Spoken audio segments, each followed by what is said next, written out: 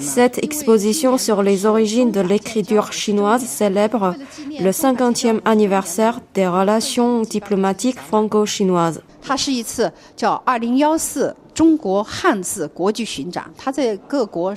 Cette exposition explore l'évolution des idéogrammes chinois, de leur origine à aujourd'hui. 是怎么形成的？他从他的历史渊源开始介绍，一直到他的这个演变。On peut découvrir 5000 ans de culture, des premiers signes gravés sur des carapaces de tortue aux idéogrammes d'aujourd'hui. 包括这个文字的最早时期的，从甲骨文。Je suis Feng Ketian, directeur adjoint du musée de l'écriture chinoise de Nanyang. Ce musée national est réservé principalement à l'écriture chinoise. L'objectif de ce musée est avant tout pédagogique. Il s'agit d'expliquer l'origine, mais aussi l'évolution, le développement et les usages des caractères chinois dans l'histoire.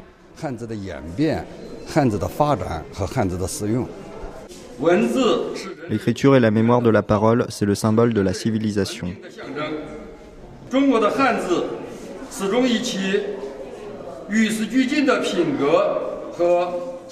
Certes, l'écriture chinoise est très ancienne, mais elle conserve son dynamisme et a toujours progressé.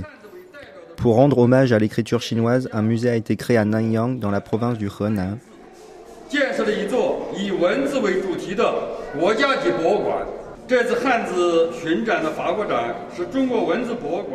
Cette exposition en France est organisée par le musée de l'écriture chinoise de Nanyang pour présenter les origines et le processus d'évolution de l'écriture chinoise.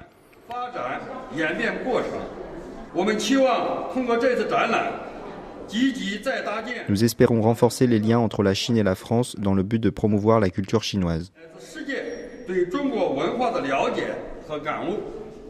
Représentant le ministère de l'Éducation nationale, je suis heureux de participer à une telle manifestation sur l'écriture chinoise et j'ai eu la chance de visiter le musée de l'écriture chinoise l'an dernier en Chine sous la conduite du conservateur M. Feng. Lei Musha 教授是因为汉字所以就走向汉语学习，他把汉字视为一种挑战，所以他就走向汉语学习。J'ai évoqué à l'instant le professeur Jean-Pierre Abel de Musa. S'il s'est engagé dans l'apprentissage du chinois, c'est précisément pour les caractères et pour le défi que l'apprentissage des caractères du chinois représentait. Il a un jour découvert un herbier qui était en fait un ensemble de planches sur des végétaux chinois. Il aimait beaucoup les herbiers et il a un jour découvert à Paris un herbier qui était écrit en chinois. Et il s'est dit ce jour-là, un jour, je comprendrai ce qui est écrit sur cet herbier. 最后，我现在就是向大家透露，汉语学习者总数在法国是一年比一年颇激幼的。今年就在中等教育有近4万汉语学习者。从事正规的汉语学习，相当大的一部分正好是因为有汉字这个比较独特的文字，所以去从事这方面的学习。Je souhaite rappeler à tout le monde qu'il y a actuellement près de 40 000 collégiens et lycéens français qui se sont engagés dans l'enseignement du chinois, dans l'apprentissage du chinois, pardon, et c'est en bonne partie souvent en raison de l'originalité de cette écriture qu'ils s'y sont engagés.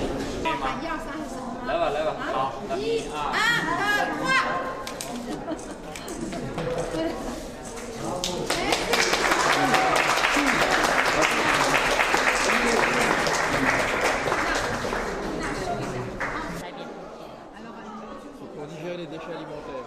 Alors, c'est pour trois gorgées. 关键是要这样烫。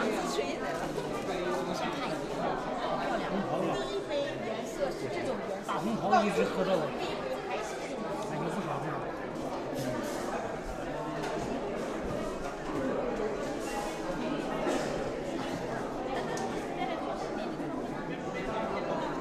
谢谢。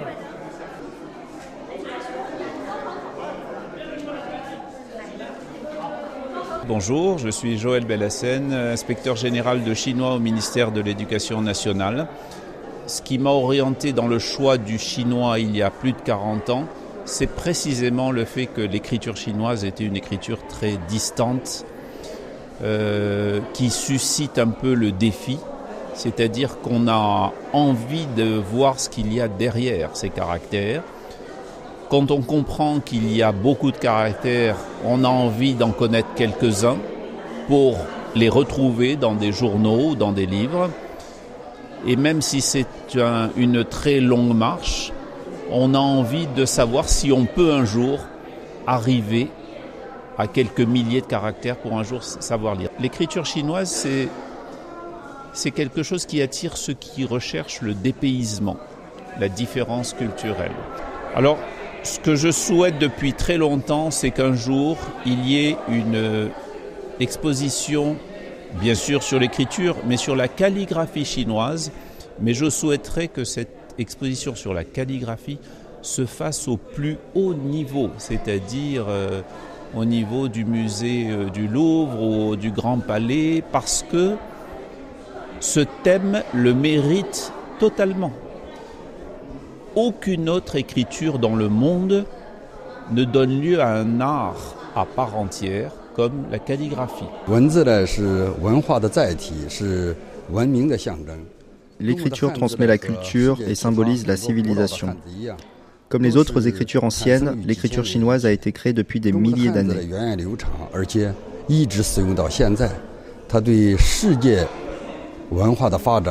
Elle est toujours utilisée aujourd'hui et est un véritable héritage pour les civilisations mondiales.